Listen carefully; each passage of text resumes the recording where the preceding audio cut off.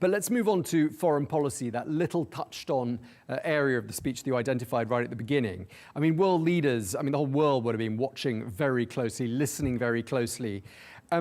Overall, what is the message you think this new administration is sending out to the rest of the world? I think it's very similar to what it was in the first term. I thought one of the best lines that Donald Trump used in the first term was "America first doesn't mean America alone." Yes, he is looking to reset the relationships with a bunch of different countries and regions. I think it's fair to say he's skeptical about the long-term prospects of our relationship with Europe, that he sees Europe moving in a different direction, that he sees America moving. By the way, I put the UK in sort of a middle ground between those two things. The ties between those two countries are so strong that I don't consider, of course, they're not part of Europe, I guess technically anymore, geographically they are, but that you're seeing him review sort of the relationships that we have. Doesn't mean we're going to drop out of NATO.